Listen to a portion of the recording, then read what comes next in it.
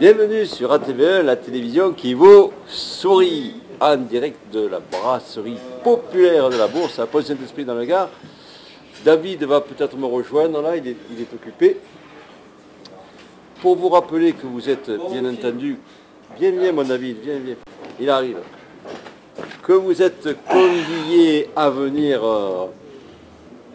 ici à côté de moi pour proposer vos soucis, vos coups de cœur, vos coups de gueule, passer vos annonces, expliquer votre savoir-faire, enfin, tout ce dont vous avez envie de parler.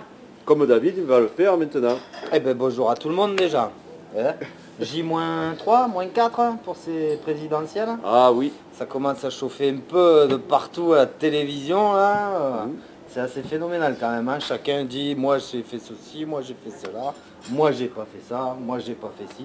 Enfin, il y a plus de moi-je que du résultat. Sinon non, tout va bien, à part le temps qui s'est un peu gâté. Et puis bah, on attend avec impatience ce dimanche de bagarre là. Sinon voilà. Voilà, tout. Et d'ailleurs, tu as dit que tu attendais que ces élections finissent pour repartir avec mes concerts, mes soirées animation, parce que là, à mon avis, ils sont tellement perturbés de savoir si on va toucher au portefeuille des Français ou pas. Quoiqu'à mon avis, ça ne changera pas beaucoup, hein, puisqu'il y a tellement de dettes à payer que quoi qu'il en soit, que ce soit l'un ou l'autre. Ah, on nous a pas tout dit, hein. D'ailleurs Richard là, tout à l'heure va encore continuer à enfoncer le clou, comme on le fait depuis le mois de décembre pratiquement. On a essayé de vous parler de tout ce dont on ne parle pas dans les grands médias. On va continuer là tout à l'heure. Mais bon, en même temps, ces élections, ça devrait te faire travailler, puisque les bureaux de vote sont travaillés. Ben, la politique, c'est un peu pareil, hein. Tu sais, nous, on a notre cher maire, Roger Castillon, il divise. Voilà, ça divise. On avait une journée un peu conviviale où, parlant apolitique, on pouvait tous se rassembler pour chacun exprimer notre vote. C'est une bonne discussion de bistrot, ça.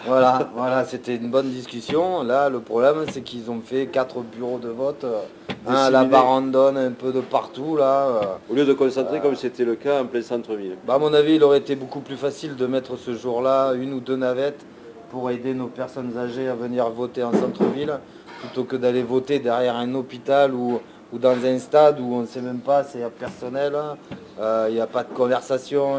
En tous les cas, c'est improductif pour le commerce. Quoi. Vous avez plus besoin de...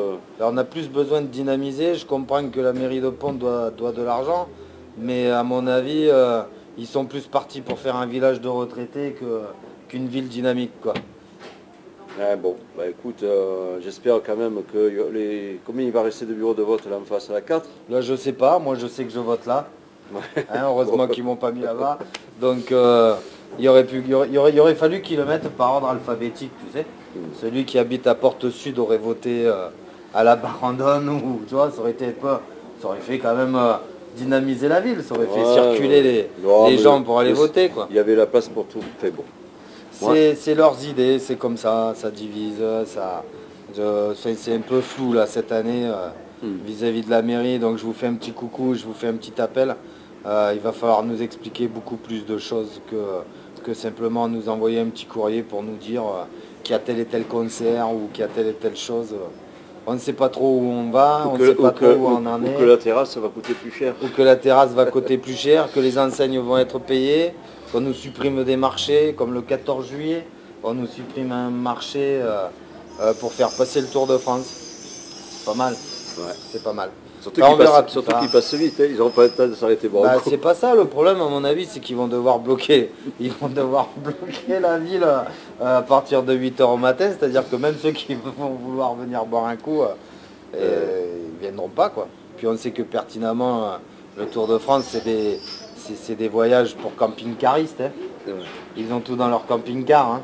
Ça peut attirer un peu le monde aussi. Ouais, on verra bien. Enfin, on vous souhaite bon courage à la nouvelle municipalité. Nous, on en a. Le petit problème, c'est qu'il faudrait qu'on se réunisse tous pour le développer, ça. Mais il faut se servir aussi de... Tu comprends ce que je veux dire? Je crois qu'il y a comment dire, une association de commerçants, Bouge ta ville, là, qui devrait faire l'intermédiaire, non? On reçoit quelquefois un email, je sais pas. Donc là, je critiquerai pas mes confrères, je dirai rien. Enfin, vous avez un point d'ancrage avec cette association, quand On même. a un point d'ancrage, mais il y a des moments où c'est dynamique à 300% et à mon avis, il y a des moments où c'est dynamique à 59,9%. Donc on ne sait pas. Bon, Cathy fait beaucoup, ouais, d'ailleurs on leur remercie. Le problème c'est qu'elle n'est pas toute seule. Il faudrait qu'elle compte aussi sur et qu'elle n'hésite surtout pas à demander. Ouais. Hein, Ben, il faut faire des Parce que réunions, il faut faire des réunions si on ne au moins demande pas, on n'a une pas. fois par mois avec les adhérents.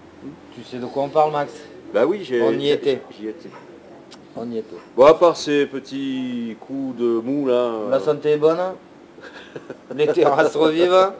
Hein, bon, j'espère que que... veux-tu de plus? Il faut garder le moral et puis l'énergie Ouais. et provoquer des situations favorables. Pour tous, c'est comme ça. À mon avis, ça ira beaucoup mieux après ces élections. Ouais. Voilà. Les gens, ils vont se libérer, que ce soit l'un ou l'autre, à mon avis, ça ne changera pas grand-chose dans l'immédiat. Hein. Donc, quand on saura à peu près qui, les gens ouvriront leur porte-monnaie et commenceront à ressortir dans nos restos, nos guinguettes, ici même. Hein. Donc, On voilà. verra bien. Mercredi dernier, je vous avais promis avec Jean-Pierre, on avait déjà commencé à vous parler de la dernière vidéo qu'on ferait concernant le 440 et les entreprises et les sociétés du 440, puisqu'on avait beaucoup parlé sur le système bancaire, qui est à l'origine de la crise, hein, on l'a démontré, on a même apporté des solutions. Donc on s'est penché aussi sur les entreprises du 440, là aussi qui provoque une fuite de capitaux importante, de bénéfices. Donc des entreprises qui sont accueillies sur notre sol, qui profitent des infrastructures et qui, quand ils partent, eh bien, partent avec tous les bénéfices. Alors promesses, nous, on les tient. C'est pas comme certains politiciens qui continuent d'en faire et on sait souvent qu'elles ne sont jamais tenues. C'est une question d'honneur, c'est une question de, je sais pas moi, de respect de la parole, de conscience professionnelle. Moi, je me demande si ces politiciens qui en abusent sont des êtres humains. Ça sera la question que je poserai à Richard tout à l'heure, qui a d'excellents sujets à nous proposer, mais je lui poserai la question, est-ce que des gens qui ne tiennent pas leurs promesses n'ont pas de valeur en fin de compte? Parce que quand même, quand on fait une promesse, pour moi, c'est important. J'ai été élevé dans le sens de l'honneur, de la parole donnée, et ça va tellement mieux comme ça. Donc, vidéo promise, vidéo envoyée. Merci Jean-Marc et Richard, je t'attends.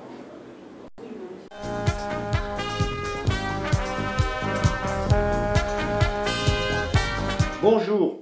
Les grandes sociétés du CAC 40 sont-elles bonnes pour la France ou sont-elles mauvaises? Eh bien oui, elles sont bonnes et non, elles ne sont pas bonnes. Oui, elles sont bonnes, pourquoi? D'abord, on tient le premier rang dans plusieurs secteurs d'activité au niveau mondial, le luxe, l'assurance, l'énergie, la cosmétique, la pneumatique, services collectifs, nucléaire, TGV, etc., etc. Première place mondiale, 30 sociétés françaises font partie du top 500 des plus grandes sociétés mondiales.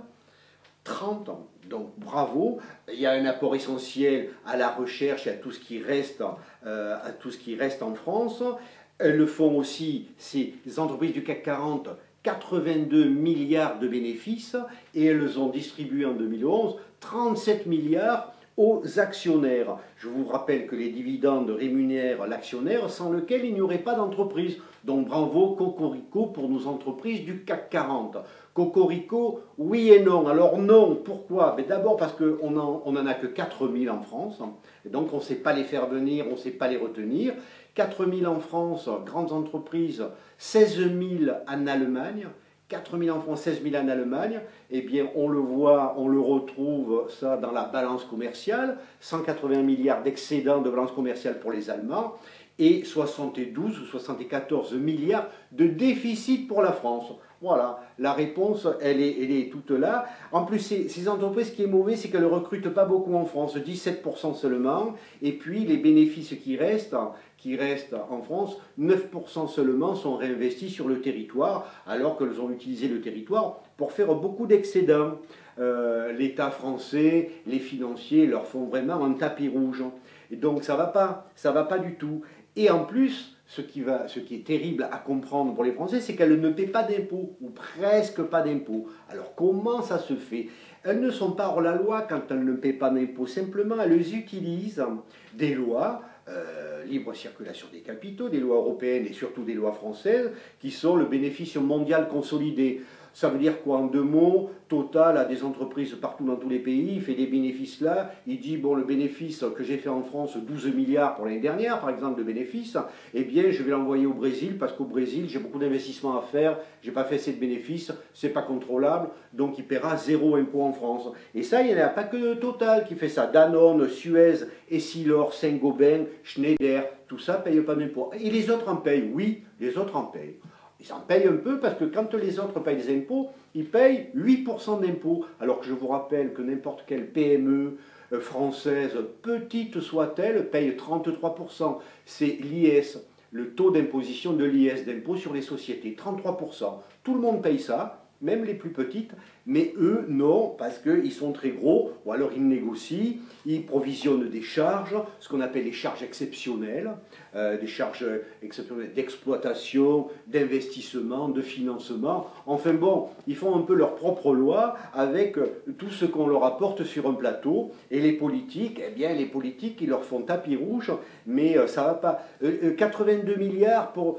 Si ce bénéfice avait été réalisé dans des entreprises lambda françaises, ils auraient payé 27 milliards d'IS, c'est normal à 33%, alors que là, je n'ai pas les chiffres exacts, mais ils ont payé à peu près 10 fois moins.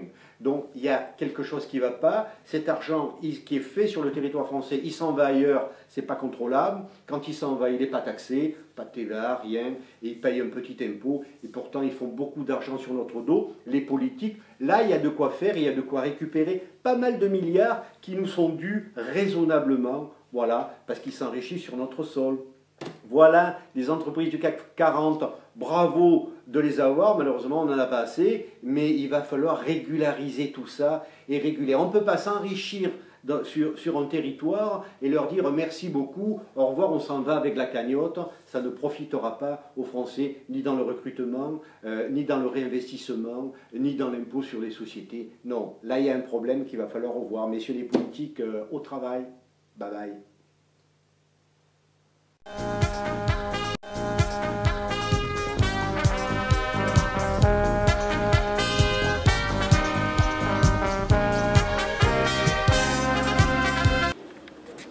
Bon, alors je viens de poser la question en direct. Les gens qui ne tiennent pas leurs promesses, comme on en connaît, ouais. Est-ce qu'ils sont humains? En politique, on ne connaît que ça maintenant. J'en connais pas. L'inverse serait surprenant. Mais tu arriverais, toi, à vivre, tu fais des promesses à quelqu'un et puis tu ne les tiens pas. Mais je sais pas, quelqu'un qui ne tient pas ses promesses, c'est quelqu'un qui ne se respecte pas lui-même. Je veux dire, et quelqu'un qui ne se respecte pas lui-même, comment tu veux le respecter? Mais ils sont hybrides, non? C'est pas possible. Ils n'ont pas le même cerveau. Quoi. Non, en fait, c'est le gros problème, c'est... On va en parler, mais le gros problème... C'est pas des robots? Non, c'est des hommes politiques professionnels. C'est-à-dire qu'en fait, c'est un métier. Et c'est un métier comme tous les autres. C'est-à-dire qu'on peut être plombier de père en fils, mais maintenant on est politique de père en fils, pratiquement. Alors là, quand on parle de Polytechnique, de l'ENA, tout ça, on t'apprend à mentir. Oui. Oui, ça clairement, on t'apprend en tous les cas, par exemple pour quelqu'un qui fait Sciences Po, on t'apprend à ne pas répondre à une question. Ça fait partie de la formation. Ils ont dans leur cours, tu sais, tout le petit Machiavel illustré. Ils savent ça par cœur. Hein, ils connaissent tous les systèmes et tous les machins. Ils n'ont pas de parole. Bon, on a vu il n'y a pas longtemps la Méchanlon qui taillait un costard à Hollande en disant que ce mec-là n'avait pas de parole. Je pense qu'il n'a pas de parole, seulement il va voter pour lui quand même au deuxième tour, si jamais c'est Hollande. Ah ben là, pour moi... Donc qu'est-ce qu'on peut s'imaginer quand on voit, par exemple, je ne sais plus, Montebourg, qui aux dernières élections présidentielles disait que le plus gros défaut de Ségolène Royal, c'était François Hollande. Aujourd'hui, il est en tête de liste avec sa femme derrière qui les fouette avec une rose. En fait, c'est un monde que nous, toi, moi, vous, on ne connaît pas, nous. Enfin, je sais pas, je pense pas que vous soyez comme ça. On y est étranger. On est des étrangers dans ce monde-là. C'est pour ça que j'ai pas eu mes parrainages. Le petit univers... C'est entre eux, c'est les politiciens, c'est un monde qui se passe, un monde différent. Moi je me marrais quand tu l'as vécu comme moi, mais on avait dans le temps Don Camillo et Pépone. Ah ouais. Mais malgré tous ces trucs, ils étaient sains ces deux-là. Ouais. Ils étaient sains. On sentait la générosité, voilà. Aujourd'hui, la sincérité. On peut même pas les prendre comme exemple pour dire voilà les politiques sont comme ça, c'est pas vrai. Ouais. C'est pas vrai. Alors. Allez, on passe à ton programme. Il n'y a pas de programme, c'est comme là. Alors, premier tour des élections présidentielles, J-4. Et oui, c'est dimanche qu'on va voter. J-4. Alors j'en ai une qui est marrante. Pour un statisticien, on parle des sondages, pour un statisticien, la tête dans un four et les pieds pris dans la glace, il considère qu'en moyenne, on va bien. Ah bon, on est tiède au milieu. Voilà, on est tiède au milieu. C'est bien. Donc on a eu, la semaine dernière, on a eu La Vérité si je mens 2, les épisodes de la Politicard Academy, qui va rentrer au château ou en sortir. Ouais. Alors on a une petite idée parce que j'ai cru comprendre qu'il allait y avoir une vague de licenciements à l'Élysée. Et qu'est-ce qu'on va faire pour replacer ces gens-là? Ah, dis alors? Bah je sais pas moi. Ah non.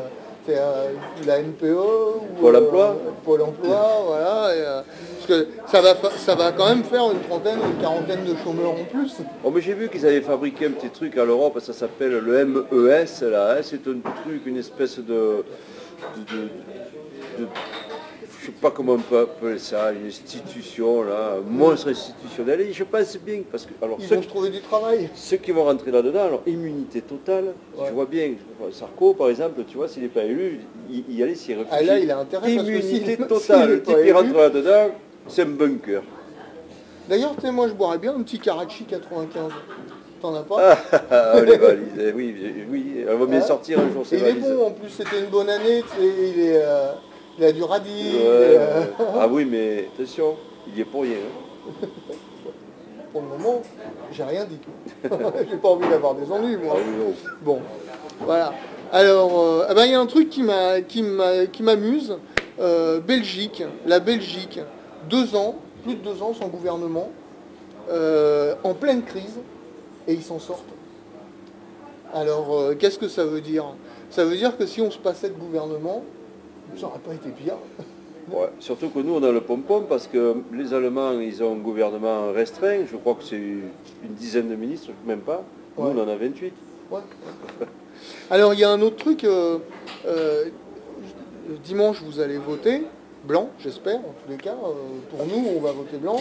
On a prévu, on a trouvé un petit clip très bien fait qui va expliquer un peu... Il est d'enfer. Mais, je ne vous encourage pas à voter blanc, je vous encourage à vous déplacer pour voter. N'allez pas à la pêche. Tu nous passes le petit clip, hein?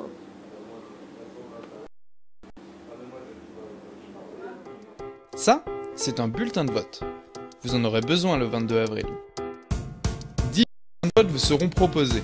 Un pour chaque candidat se présentant à l'élection. Voter n'est pas facile. Chaque prétendant a sa propre vision, avec ses qualités et ses défauts. Que faire si aucun candidat ne vous convient?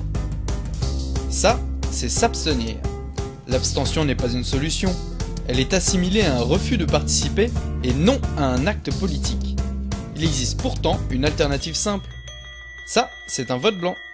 Vous participez à l'élection tout en exprimant votre désaccord. Le 22 avril, rien ne vous convient? Ne vous abstenez pas. Votez-le, votez blanc. Voilà. Alors je vous rappelle que le vote blanc, malheureusement, n'est pas comptabilisé, c'est-à-dire l'exemple, 100 personnes vont voter, 100 personnes. Sur ces 100 personnes, 90 votent blancs, et ils ne seront pas comptabilisés. Les 10 qui restent, il y en a un qui va être élu avec 6 voix et l'autre 4 voix. On ne va pas dire qu'il a été élu avec 6%, on va dire qu'il a été élu avec 60%. Voilà le problème. C'est pour ça que moi, je me suis présenté à l'élection présidentielle pour donner corps à vote blanc par rapport à mon nom de famille. Voilà, le vote blanc. Alors, pour dire... Quand même, Bérou l'a mis dans son programme, je crois que c'est le seul. Ouais, c'est le seul. Donc, fallait déjà le faire. Fallait déjà le faire, et puis, bon, voilà, ma foi. Hein. Mais pourquoi voter blanc? Pourquoi? Parce qu'on vote... Moi, je considère qu'aujourd'hui, on vote plus pour des promesses, on vote pour des réussites. Des réussites. Et dans tous ces gens-là, qui a des réussites à nous présenter? C'est en tous les cas certainement pas l'homme qui a coûté 500 milliards de dollars, 500 milliards d'euros à la France. Ouais. Hein, 500 milliards. Là, tu parles de la dette, de l'augmentation de la Je dette. parle de l'augmentation de la dette en 5 ans. 5 ans. 500 milliards. Alors, il y a la crise. C'est vrai, il y a la crise. La crise, tu sais combien elle a coûté là-dessus? 109 milliards. C'est-à-dire qu'il y a 391 milliards, c'est pas la crise. Ouais. Donc c'est quoi? C'est des dépenses, on ne sait pas. Ah, mais c'est un des chefs d'État qui est le plus dépensier au monde. Ah. Même Barack Obama, il dépense moitié moins. La Maison-Blanche, c'est moitié moins le budget que de l'Élysée. Alors, il y a ça.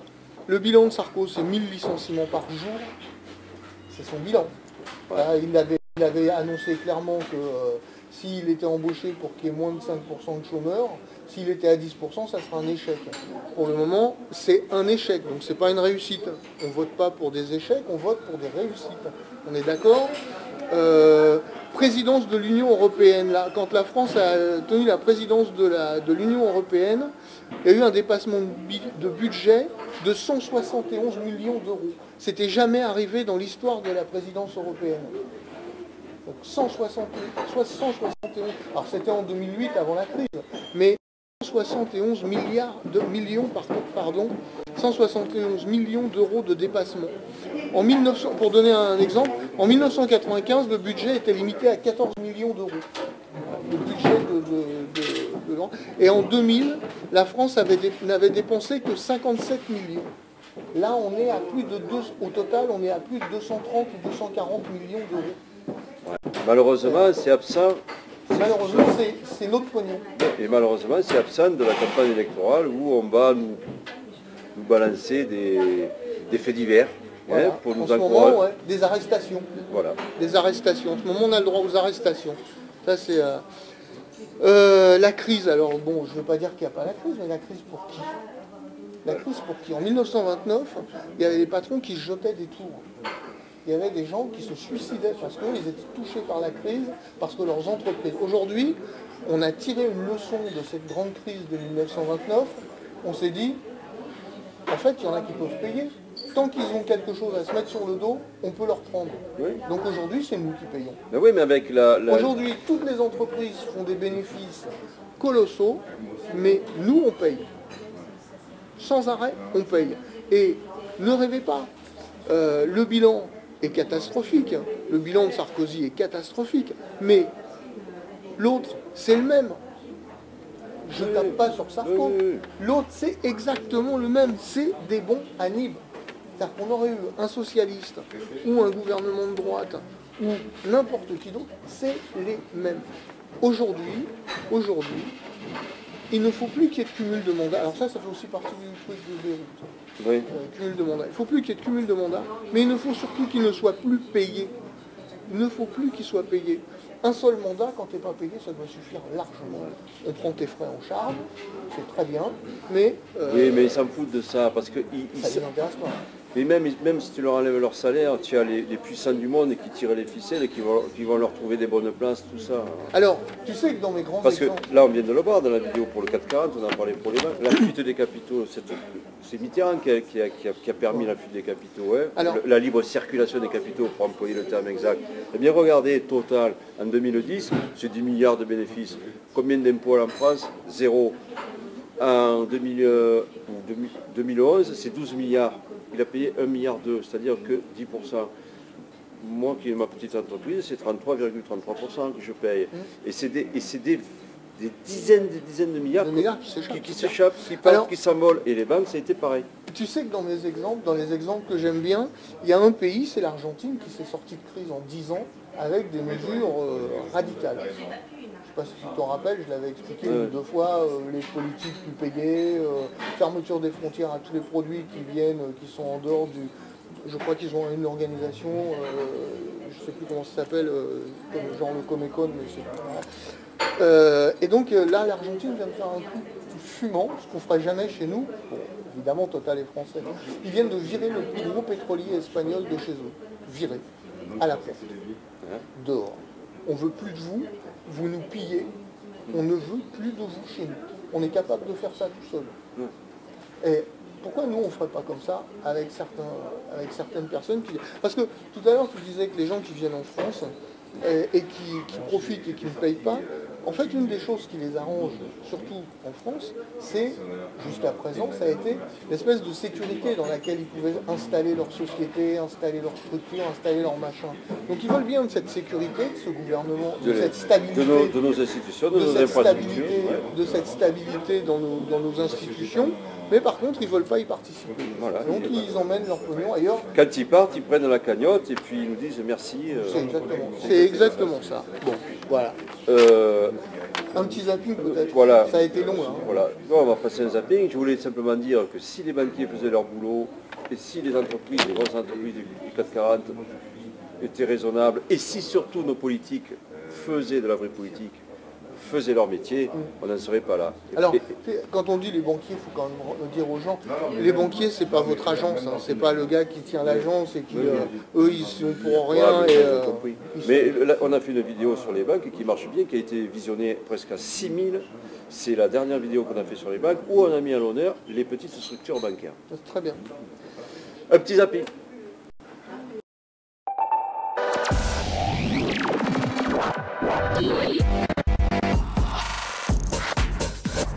Dites ce que vous voulez pour votre pays. Dites-le haut. Dites-le fort. Dites-le maintenant. N'ayez pas peur. Peuple de France, n'ayez pas peur. Ils ne gagneront pas si vous décidez que vous voulez gagner. Les bobos qui iront voir Nicolas à la Concorde après le brunch, avant de filer en Vélib à Vincennes, pour voir si François a une cravate plus cool que celle de Nicolas. À moins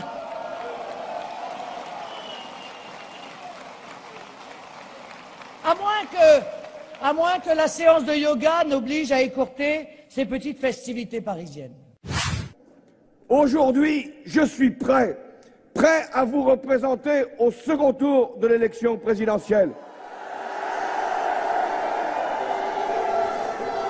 Prêt à gagner le 6 mai et prêt enfin à présider la France.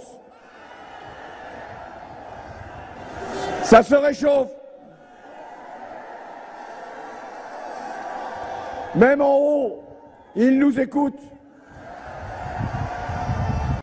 Le fond n'a pas d'importance, puisqu'on sait déjà que l'un comme l'autre veulent le centriste le plus mou de la planète comme Premier ministre, François Bayrou, l'insubmersible. Moi, je veux simplement rappeler ceci.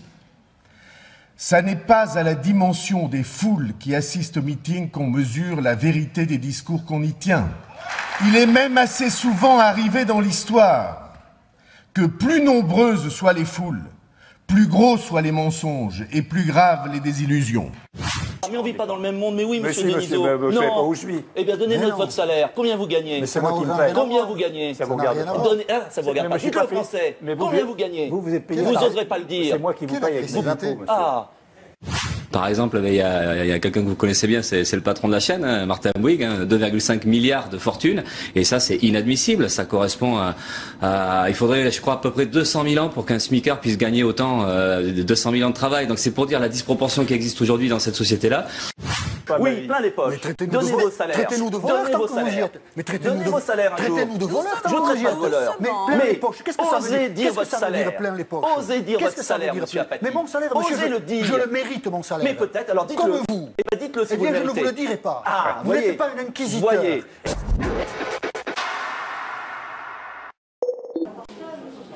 Alors, Le véritomètre. le véritomètre. Alors là, Le celui qui a le plus grand nez, c'est... On va commencer à l'envers. On commence à l'envers. Celui qui a le plus grand nez, alors c'était pas le cas jusqu'à présent, parce que jusqu'à présent c'était Marine Le Pen. Et celui qui a le plus grand nez, c'est Nicolas Sarkozy qui vient de descendre encore d'un cran. Alors qu'il est bon dernier. Bon dernier. Avec devant lui, on remonte dans les menteurs, Marine Le Pen. Les moyennous, c'est toujours les mêmes. C'est toujours les mêmes. François Hollande et François Bayrou, les deux François. Et puis les premiers, c'est toujours Eva Joly avec 60,6 et Mélenchon avec 63,3 de taux de réalité dans ce qu'ils disent. Alors, on le répète à chaque fois. Moi je trouve que... Non, il est, en fait, on peut dire que, on ne sait pas s'il ment pas, et en tous les cas, il est bien informé, bien documenté, parce que quand on regarde ses discours et ses machins, il raconte pas de conneries. Il est précis dans ce qu'il raconte. Alors, je ne dis pas que les autres mentent, mais Sarkozy est à 43,4, donc c'est très... Il ne connaît pas ses dossiers. Voilà, soit il répond au pif, ou soit on le piège, peut-être, on peut le piéger sur des questions, c'est pas impossible. Voilà, les statistiques, c'est comme le bikini, ce qu'elle révèle est suggestif, ce qu'elle dissimule est essentiel. Hein? Le sondage, le sondage de la TV1. C'est notre petite chaîne. Voilà, pour le premier qui cartonne à ce moment. Hein. Ouais, là on a fait... on continue à... On a fait une grosse montée là, de 1000%. Là. On est passé, donc profitez de notre média pour vous faire connaître, parce que là ça cartonne bien. Oui, puis pensez que bientôt c'est les législatives. Alors surtout pour tous les petits partis, les gros viendront peut-être, tant pis pour eux s'ils ne viennent pas, parce que venez nous expliquer pourquoi on ne doit pas voter blanc. Moi, c'est ce que je veux dire, ça serait bien qu'on vienne nous expliquer, nous prouver par A plus B qu'on ne doit pas voter blanc, qu'on doit voter pour eux. Eh bien, venez, l'antenne est ouverte, vous pouvez le dire autant que vous voulez, comme vous le voulez. Et on a 350 000 personnes qui nous regardent toutes les semaines, quand même, donc ça devrait le faire. Hein. Voilà, alors sondage à TV1 pour le premier tour, c'est toujours Marine, puis elle monte même encore là, sur celui-là, elle est à 55,22. Le vote blanc, c'est-à-dire Max Blanc, est à 14,18. Je pense que c'est ce qui va se passer. Ça doit pas être loin de la vérité là maintenant pour le coup. Sarkozy est à 11,19. Mélenchon 7,46.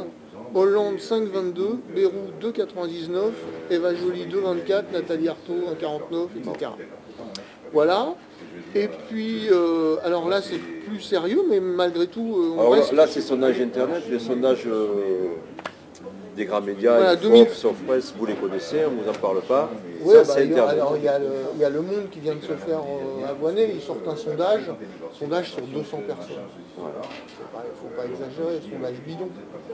200 personnes, comme quoi les jeunes vont voter en masse pour le Front National. Donc là, ils se sont fait rattraper par les instituts et par l'organisme de contrôle des sondages et ils ont été obligés de publier un rectificatif. Présidentielle 2007.net, d'accord. Alors Marine Le Pen, elle est dans les comme sur presque toujours en tête depuis le début. 52,4. C'est remis à jour ça, je crois. Oui, bien sûr. Je prends toujours le dernier. Oui, je prends toujours le dernier. 52,4, donc elle a une petite chute, par contre elle était à plus de 53 la semaine dernière, il me semble. C'est pas mal quand même. Oui, c'est vrai. Et Mélenchon vient de passer devant Sarkozy sur ce sondage-là. Hein. Mélenchon vient de passer devant Sarkozy avec 13,7. Sarkozy est à 13,6 avec à 13,6. Lui est passé devant Hollande La dernière fois, rappelle-toi, Hollande avait une centaine de voix de plus. Là, Hollande est descendu à 11,7. Donc il y a eu un petit... C'est drôle parce qu'en ce moment, on est en train de nous annoncer dans les médias que c'est l'inverse, que Sarkozy est en train de chuter. Donc voilà, c'est un peu inexplicable. Moi j'ai hâte d'être à la fin du premier tour, ne serait-ce que pour ces sondages. Qui c'est qui dit vrai? Parce que ça commence à bien on faire. On ne le saura pas, puisque... Bon, ah bah si, alors, on va bien le savoir. Ouais, on va savoir dimanche. Ben ouais, dimanche. Ouais. Parce que là, il y a une différence... Non, mais c'est alors est-ce que c'est des imposteurs à la télé ou alors c'est... je ne sais pas si les sondages sont plus justes sur Internet que ceux de la télé, ma foi. Nicolas Dupont-Aignan, 3,5. Bayrou, 2,9. Eva Joly, 1 point. Poutou, 0,5. Cheminade, 0,5. Et Nathalie Arthaud, 0,3. Voilà. Alors, quand on sait que c'est un sondage qu'il a sur celui-ci, il est sur quelques jours, celui-ci, puisqu'il s'arrêtait aujourd'hui, et il était en ligne depuis le 14 ou un truc comme ça, donc toi, c'est pas beaucoup. C'est un sondage qui doit être sur 6000 votants. On voit que Nathalie Arthaud a 14 votes, Marine Le Pen en a 2700. Ouais. Pas pour avoir le truc... Et c'est fait dans la semaine. À peine une semaine. À peine une semaine. Bon. Donc c'est presque de l'instantané, on pourrait dire. Voilà pour aujourd'hui, pour nos petits sondages. Alors, mais tu m'as dit que tu t'étais fait sonder? Ouais. Ah oui, j'ai été sondé. Ça va, t'arrives à t'asseoir? Un quart d'heure, ça a duré, on m'a posé un tas de questions.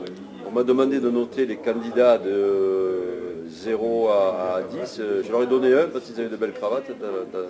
Ouais, parce qu'il n'y avait pas 0. Ouais, puis je suis généreux, quoi. J'aime pas traiter les gens de double 0, quoi. On le fait déjà ici. Ah, moi, mais j'ai été gentil. On m'a demandé qu'est-ce que je vote. On m'a demandé pour qui j'ai voté. J'ai dit, mais je vote blanc. Alors là, ils étaient emmerdés, ils n'avaient pas la case blanc. Ah ouais. Et ouais. Ils m'ont demandé à quelle catégorie de personnes j'appartenais. Alors, vous savez, c'est à quelle classe, vous voyez, alors... Comment c'est qu'ils m'ont dit classe moyenne modeste, classe moyenne supérieure. Oh putain. En fait, tu réponds. L'âge, bien sûr. En fait, tu réponds ce que tu veux.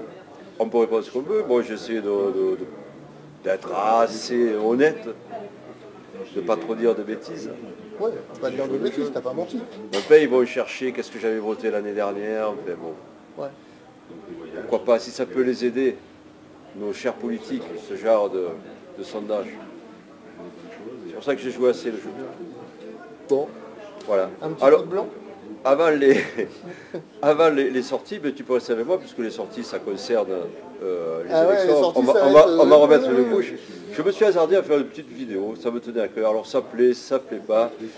J'ai toujours ces petits fantasmes que j'avais à propos de François, je l'ai toujours vu sortir aujourd'hui, on a assez avoiné. Alors j'avais à voir cette petite vidéo. Elle est pour donner de l'humour, hein, apporter un peu de détente, un peu d'humour à cette campagne.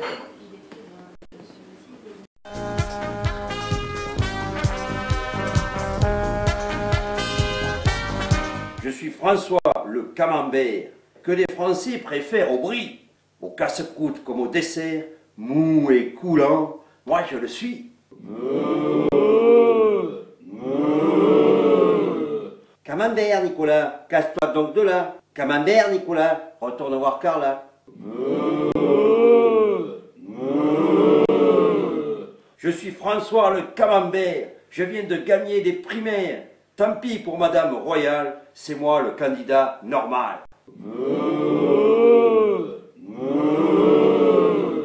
Camembert, Nicolas, casse-toi donc de là. Camembert, Nicolas, retourne voir Carla. Je suis François le camembert, le bien-aimé de France Inter. Je sors tout droit des pâturages, c'est moi le favori des sondages. Camembert, Nicolas, casse-toi donc de là. Camembert, Nicolas, retourne voir Carla.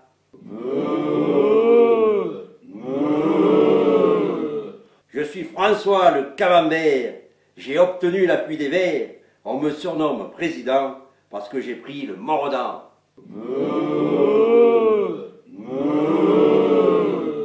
Camembert, Nicolas, cache-toi donc de là. Camembert, Nicolas, retourne voir Carla.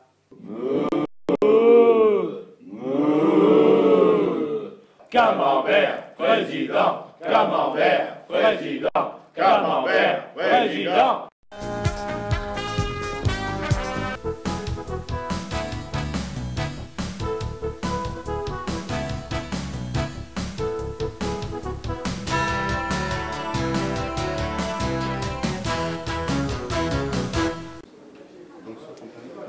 Alors, les sorties du week-end, eh bien, je me suis focalisé sur celle qui va vous accaparer, hein, c'est les élections de dimanche. Alors, vous avez le choix. Allez voter. Ou aller à la pêche, comme on dit. Et bon, Richard, je vais lui laisser le soin de vous motiver. Allez voter. De toute façon, voter pour le moins pire, c'est encourager la médiocrité. Donc, moi, je vais, voilà ce que je vais voter. On attendra les résultats des élections avec impatience. Alors, si, pour le résultat des élections, il y a quand même un truc, tu sais que normalement, on n'a pas le droit d'annoncer de résultats avant 20h30. Ah, mais nous les annoncerons mercredi prochain. Oui, mais officiellement, les médias n'ont pas le droit, Internet, les médias n'ont pas le droit d'annoncer les résultats des élections avant 20h30. Sauf que avec Internet, les pays francophones peuvent le faire avant nous. Ouais, c'est-à-dire les Suisses et les Belges, ils peuvent déjà donner le résultat à partir de 18h30. Ouais. Et il y a un média français qui a dit, quoi qu'il arrive, on annoncera le résultat des élections à 18h30. C'est Libération qui risque une amende de 75 000 €. Ah bon? Voilà. Donc ils ont annoncé qu'ils allaient le faire. Alors c'est un petit scoop pour eux. C'est un buzz. Tout le monde va guetter Libé sur Internet pour connaître les résultats. Voilà. Donc, mais c'est interdit, hein, faut pas le faire. Bon alors je vous encourage moi aussi à aller voter. On a fait une campagne pour le vote blanc. On est allé même très loin puisque je me suis présenté à l'élection présidentielle en 20, mais ça a été... Mais tu seras au deuxième tour. Ça a été très instructif puisque ça m'a permis de quand même faire campagne et de vous apporter avec l'aide de Richard, avec l'aide de Jean-Pierre, beaucoup d'arguments, beaucoup d'informations de telle façon que vous ayez une autre information. Et je pense bien plus pertinente que celle qu'on nous a distillée sur notre télévision. Avant de se quitter, eh bien, je vais vous faire part de la dernière version du clip de la révolte que j'ai refait avec le concours d'un ange, et je vous dis à mercredi prochain où là, eh bien, ça sera une autre paire de manches puisqu'il n'y en aura plus que deux.